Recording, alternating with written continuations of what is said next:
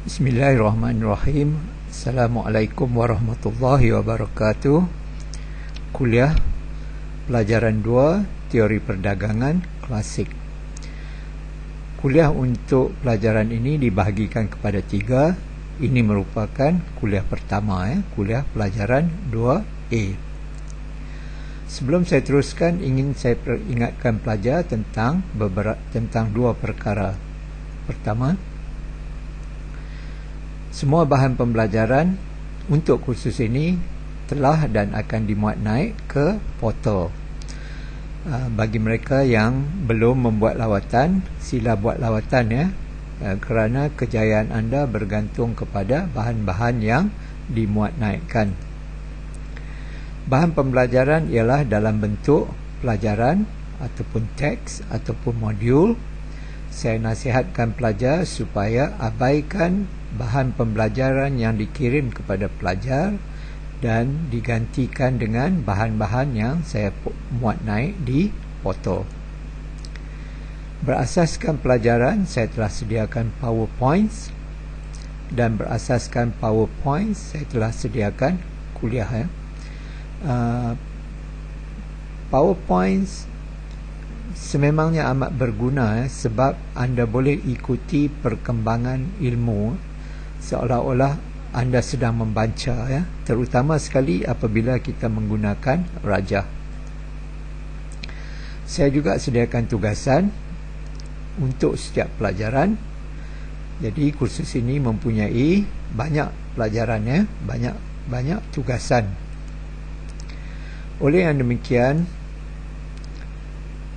sidang video bukanlah sidang kuliah. Saya tidak akan memberi kuliah semasa sidang video.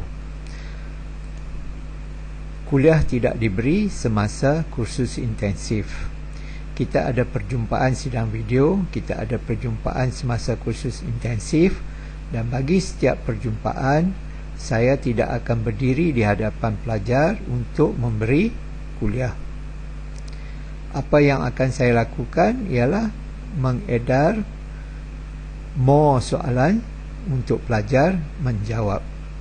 Ini memerlukan pelajar membuat persediaan, membaca, mendengar kuliah, melihat PowerPoint, membuat tugasan untuk menghayati perjumpaan semasa kursus intensif dan semasa sidang video. Kuliah pelajaran 2A kita akan tumpukan kepada model klasikal, iaitu model yang dibangunkan dalam tahun ataupun dalam kurun ke-19 dahulu. Dalam kuliah ini kita akan terangkan model kebaikan mutlak, model kebaikan bandingan. Kedua-dua model ini ialah model klasikal, dibangunkan ataupun mula diperkenalkan dalam dalam kurun ke-19. Kita akan berasaskan dua model ini. Kita akan lihat konsep harga relatif dan syarat niaga, dan akhir sekali kita akan lihat tentang peningkatan kebajikan melalui perdagangan. Maksudnya kita akan lihat sekurang-kurangnya dari segi kuantiti, sebanyak manakah kuantiti ataupun output yang dihasilkan sebelum berdagang dan selepas berdagang. Dan kita andaikan semakin banyak kuantiti, maka semakin tinggilah kebajikan masyarakat. Faedah mutlak. Kita lihat jadual ini. Kita andaikan ada dua negara, negara A, negara B. Kita ada dua komoditi, komoditi X dan komoditi M. Kandungan buruh per unit output bererti jumlah buruh untuk menghasilkan satu unit output. So, kandungan buruh mungkin boleh kita hitung dari segi jam kerja ataupun hari kerja. Kita ambil contoh, di negara A, untuk menghasilkan satu unit X, ia perlukan 8 jam buruh. Untuk menghasilkan satu unit M, ia memerlukan 4 jam buruh. Banding dengan negara B, di negara B 5 jam untuk X, 10 jam untuk M. Dan dua komoditi ini komoditi yang berlainan. Mungkin X ini kilogram minyak kelapa sawit dan M ini ialah meter kain. So 4 jam diperlukan untuk mengeluarkan 1 meter kain, 5 jam diperlukan untuk menghasilkan 1 kilogram minyak kelapa sawit. Lihat angka-angka ini ya. 8 lebih besar daripada 5, 10 lebih besar daripada 4. Apa boleh kita katakan tentang perbezaan angka-angka ini?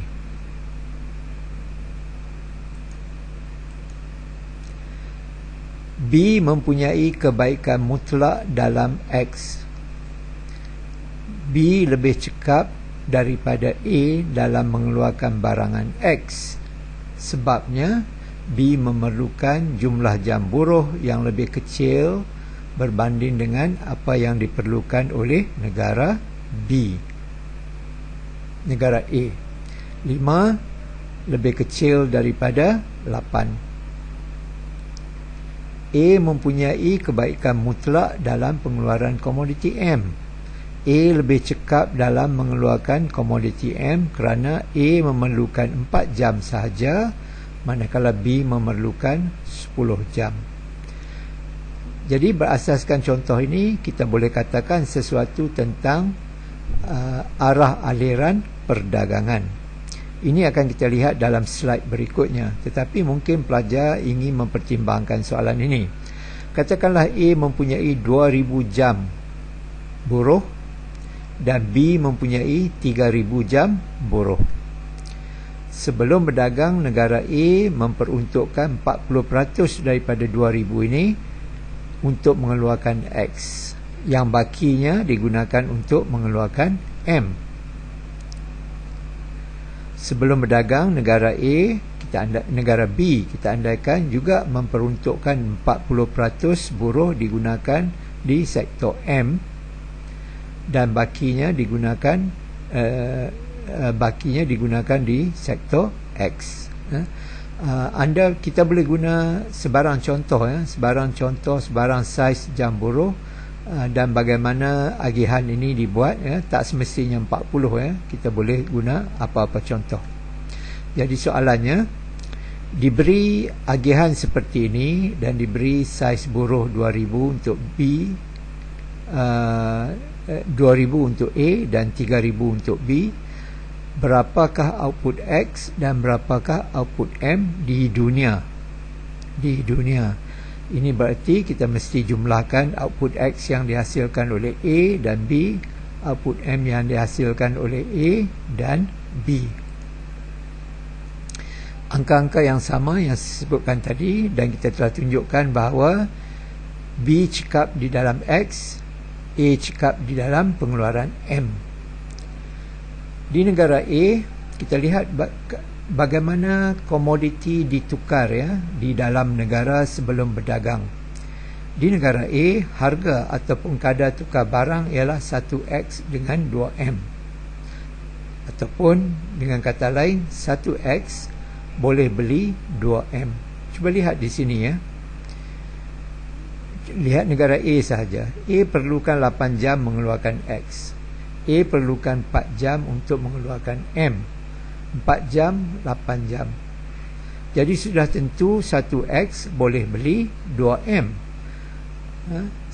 Dan kalau kita kosnya ditentukan oleh jumlah jam buruh. Jadi 1X boleh beli 2M. Di B, 1X boleh beli separuh M, ataupun 1M boleh beli 2X. Tapi dalam kes ini kita ambil 1X sebab contoh di atas kita guna 1X. 1X boleh beli hanya separuh M. So dari berasaskan contoh-contoh ini, kita boleh alihkan kepada harga.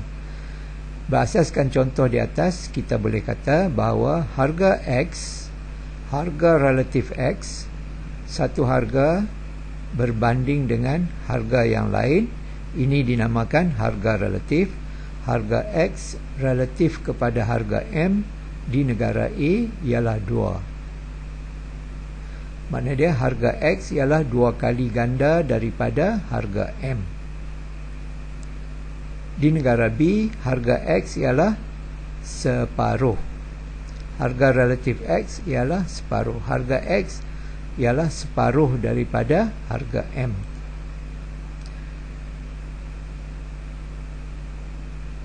Daripada contoh ini, kita lihat bahawa harga relatif X di negara B setengah kurang daripada harga relatif X di negara A.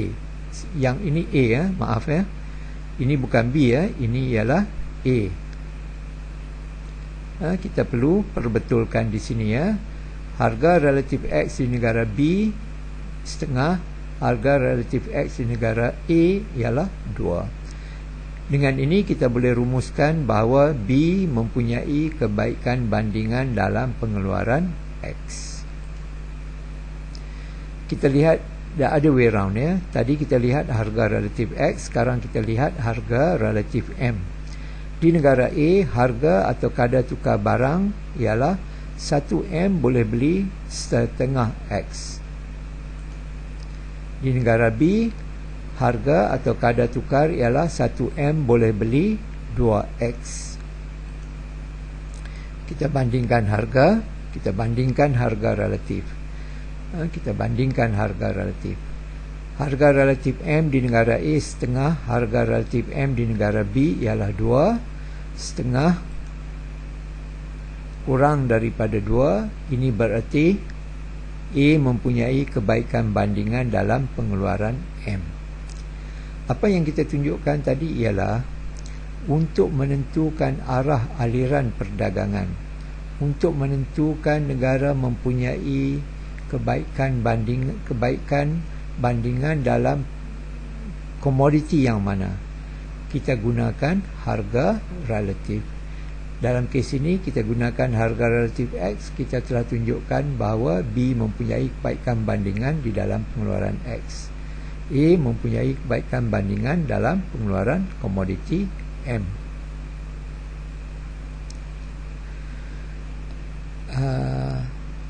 Kita telah tunjukkan pengertian angka-angka ini. Kita telah tunjuk pengertian negara mana mempunyai kebaikan mutlak dan berasaskan harga relatif. Kita telah tunjukkan negara mana mempunyai kebaikan bandingan. Sekarang kita ingin menunjukkan apa terjadi kepada negara ini apabila mereka berdagang. Dan apabila berdagang, pola-pola pengeluaran akan berubah. Kita andaikan A mempunyai 10,000 jam buruh dan B mempunyai 10,000 jam buruh. Sama saiz negara ini. Setiap negara memperuntukkan 50% daripada jam buruh ini untuk pengeluaran X.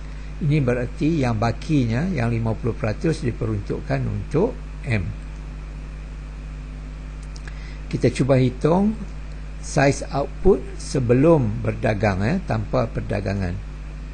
Di negara A, 50% daripada 10,000 digunakan untuk mengeluarkan X. Setiap unit X memerlukan 8 jam buruh. Jadi A boleh menghasilkan 625 jam buruh, 625 unit X. A memperuntukkan 50% daripada 10,000 jam buruh untuk mengeluarkan M. Setiap unit M memerlukan 4 jam buruh. Jadi A boleh menghasilkan 1,250 unit M. Kita boleh buat perkara yang sama untuk negara B. B akan menghasilkan 1,000 unit X. B akan menghasilkan 500 unit M.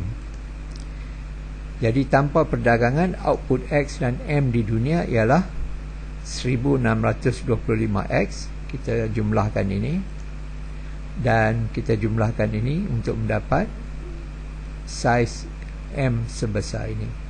Ini output sebelum berdagang.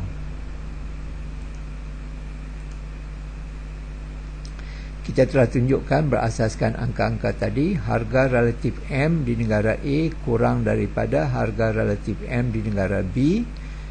A akan mengkhusus sepenuhnya dalam pengeluaran M, dan B akan mengimport X dan akan mengimport X dari negara B. Right? Semua buruh akan digunakan untuk mengeluarkan M, dan ia boleh mengimport daripada negara B. Oleh kerana harga relatif X di negara B kurang daripada harga relatif X di negara A, B mengkhusus sepenuhnya dalam pengeluaran X dan akan mengimport M dari negara A. Kita lihat di sini ya. Output X dan M di dunia sebelum berdagang. Jumlah ini otaki bererti keadaan sebelum berdagang. Jumlah ini kita telah perolehi daripada slide 6 tadi ya. Semua buruh digunakan untuk M di negara A. 10,000 bahagi dengan 4, kita perolehi 2,500 M. Semua buruh digunakan untuk menghasilkan X, kita perolehi 2,000 unit X di dunia. Di dunia sebab A menghasilkan sifar X, di dunia 2,500 sebab B menghasilkan 0M. Dunia menikmati output X dan M lebih tinggi berbanding dengan keadaan otaki. 2,000 berbanding dengan 1,625, 2,500 berbanding dengan 1,750. Inilah maksud perkara 3 dalam jadual kita tadi ya, iaitu setelah berdagang kebajikan negara meningkat, dan kita ukur kebajikan negara melalui tambahan output yang boleh digunakan ya, daripada 1625 kepada 2,000, daripada 1750 kepada 2,500. Jadi berasaskan kepada teori kebaikan mutlak, teori faedah mutlak, berasaskan contoh-contoh yang kita berikan ini, perdagangan meningkatkan kebajikan masyarakat.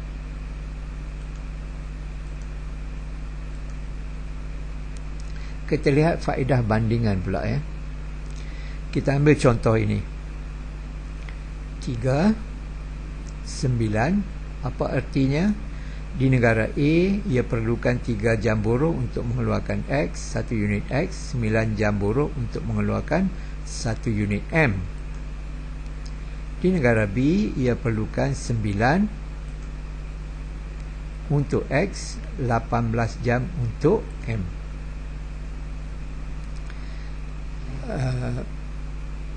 Berasaskan contoh kita ini, kita lihat ya, 3 lebih besar daripada 9, 9 lebih besar daripada 18. Jadi kalau kita guna konsep faedah mutlak, kita tahu bahawa negara A cekap dari negara B mengeluarkan X, negara A cekap mengeluarkan M daripada negara B. A mempunyai kebaikan mutlak dalam pengeluaran kedua-dua komoditi. B berbanding dengan negara A tidak cekap dalam X ataupun tidak cekap dalam M. So A mempunyai kebaikan mutlak ya, kebaikan mutlak dalam X dan M. Tetapi kita katakan A mempunyai kebaikan bandingan dalam X dan B mempunyai kebaikan bandingan dalam M. So bandingkan perkataan mutlak dengan perkataan bandingan. Apa maksudnya? A cekap di dalam pengeluaran X, cekap di dalam pengeluaran M. Tetapi di antara pengeluaran dua komoditi ini, pengeluaran komoditi manakah yang ia paling cekap, yang dia lebih cekap? Kita lihat, kalau kita banding 3 dengan 9, A dengan negara B dalam pengeluaran X, A 3 kali lebih cekap dalam pengeluaran X berbanding dengan pengeluaran di negara B. M pula, komoditi M, dalam pengeluaran komoditi M secara mutlak memang ia cekap 9 lebih besar daripada 18. Tetapi dalam pengeluaran M ia hanya 2 kali lebih cekap. Kalau di dalam X ia 3 kali lebih cekap. Jadi kita lihat di sini, tetapi di A kos mengeluarkan X ialah 1/3, 3/9 daripada kos mengeluarkan M. Manakala B mempunyai mengeluarkan X ialah, sekarang kita banding seperti ini pula. B mengeluarkan X ialah setengah daripada kos mengeluarkan M.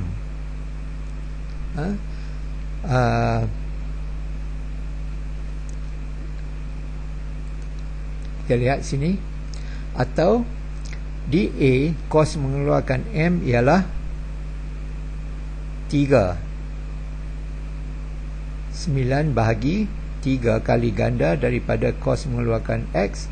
Manakala di B mengeluarkan M ialah 2 kali ganda daripada kos mengeluarkan X. Kita lihat the other way around. Tadi kita kata B tidak cekap di dalam X, B tidak cekap dalam M. Tetapi antara ketidakkecekapan ini, yang manakah ketidakkecekapan itu paling kecil? So kita lihat, ini B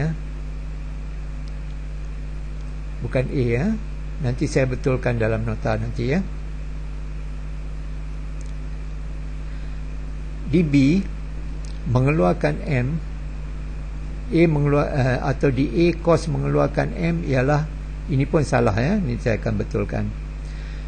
Kita akan gantikan ini di negara B kos mengeluarkan X ialah 9 bahagi 3, iaitu 3 kali ganda daripada kos mengeluarkan X di negara A. Di negara B kos mengeluarkan M 18 bahagi 9 ialah 2 kali ganda daripada kos mengeluarkan X di negara A. Jelas di sini di B secara bandingan kos mengeluarkan M lebih rendah daripada kos mengeluarkan M di negara A. So ini pun ada kesalahannya, akan saya betulkan. Apa yang dapat kita katakan di sini ialah, kalau kita lihat dari perspektif negara A cekap di dalam kedua-dua pengeluaran, tetapi ia lebih cekap dalam pengeluaran X kerana ia 3 kali ganda lebih cekap berbanding negara B dalam X, tetapi hanya 2 kali ganda lebih cekap di dalam pengeluaran M berbanding negara B. Dan sebaliknya, negara B ia antara X dan M, mengeluarkan M ia kosnya ialah 2 kali ganda lebih tinggi berbanding dengan negara A, tetapi di dalam pengeluaran X ianya 3 kali ganda lebih tinggi dalam mengeluarkan X. Jadi dalam kes ini kita katakan bahawa A mempunyai kebaikan mutlak dalam kedua-dua komoditi, tetapi mempunyai kebaikan bandingan di dalam X, dan B mempunyai kebaikan bandingan di dalam M. So ingat, perhatikan, saya akan betulkan maklumat di halaman 8 nanti. Apabila anda menonton siaran nanti, perhatikan pembetulan di halaman 8. Kita lihat, sebentar tadi kita telah guna angka ini, kita telah membuat rumusan seperti ini. Kita lihat dari segi kos pula Kos maknanya kadar kita tukar barang harga relatif X di negara A, harga X relatif kepada harga M ialah 1/3. 3 bahagi dengan 9. Manakala di negara B, harga relatif X ialah PX bahagi dengan PM khusus setengah, 9 bahagi 18. Kita lihat harga relatif M pula. Harga relatif M, harga M relatif kepada harga X di negara A ialah 3. 9 3 kali lebih besar daripada 3. 9 3 kali lebih besar daripada 3. Di negara B pula, PM bahagi dengan PX ialah 2. 18 2 kali ganda lebih besar daripada 9. So dalam contoh ini kita lihat harga relatif X di negara A kurang daripada harga relatif X di negara B. A mempunyai kebaikan bandingan di dalam X dan akan mengkhusus dalam pengeluaran X dan akan mengeksport X dan mengimport M. So kalau kita guna konsep harga relatif, kita boleh tentukan arah aliran perdagangan dengan mengatakan bahawa jika harga relatif sesuatu komoditi di sebuah negara kurang daripada harga relatif komoditi yang sama di negara kedua, ini bererti negara pertama tadi mempunyai kebaikan bandingan dalam komoditi berkenaan. So dalam bentuk persamaan ini kita katakan bahawa harga relatif X di negara A kurang daripada harga relatif X di negara B. Therefore, A mempunyai kebaikan bandingan dalam X. Berasaskan angka-angka tadi juga, kita telah dapat lihat di sini, harga relatif M di negara B, which is 2, harga relatif M di negara A, which is 3, harga relatif M di negara B kurang daripada harga relatif M di negara A, maka B mempunyai kebaikan bandingan dalam M dan mengkhusus dalam pengeluaran M dan mengeksport M dan mengimport X. Rumusannya diterbalikkan. Jadi mesejnya di sini ialah walaupun sesebuah negara mempunyai kebaikan mutlak dalam pengeluaran kedua-dua komoditi, tetapi ia mempunyai kebaikan bandingan dalam salah satu daripada komoditi ini dan akan mengkhusus dalam pengeluaran komoditi berkenaan. Dalam kes ini, A mengkhusus dalam X, B mengkhusus dalam M. Jadi setelah berdagang, apa akan berlaku? Setelah berdagang, harga relatif negara A akan sama dengan harga relatif dengan harga negara B, dan ini samalah dengan harga relatif di pasaran dunia. Saya letak di sini, ia mesti terletak antara 1/3 dengan 1/2. Kita kembali kepada jalannya. Harga relatif X di negara A setengah, harga relatif X di negara B ialah setengah. Ini sebelum berdagang. Setelah berdagang, harga relatif X di negara A akan meningkat, harga relatif X di negara B akan jatuh. Jadi ia akan terletak antara 1/3 dengan 1/2.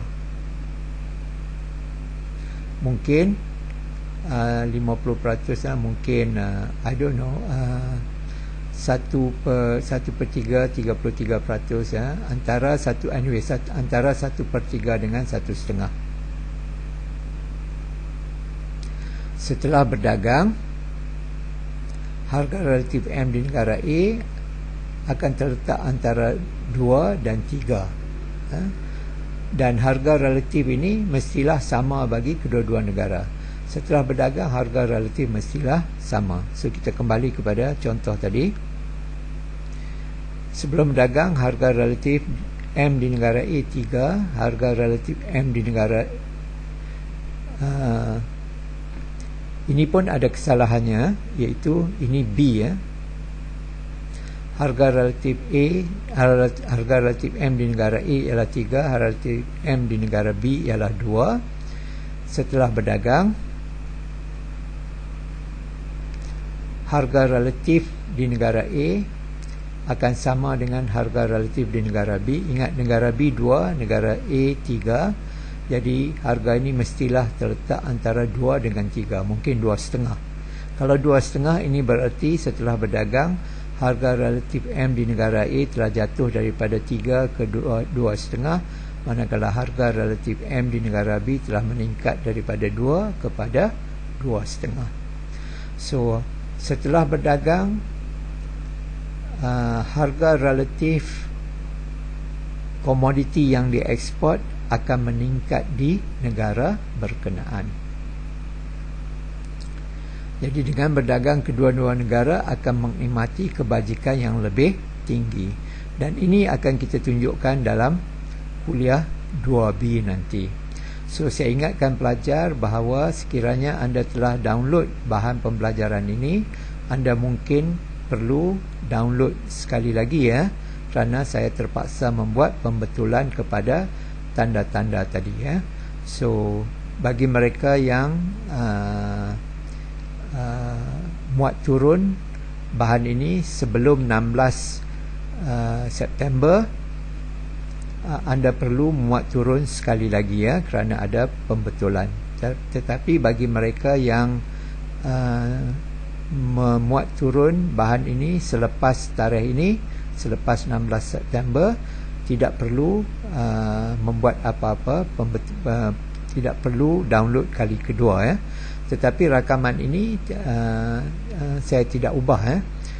Jadi apabila anda melihat mendengar rakaman ini bersamaan dengan PowerPoint yang anda cetak, pastikan anda menggunakan PowerPoint yang terkini ya, yang terbaru.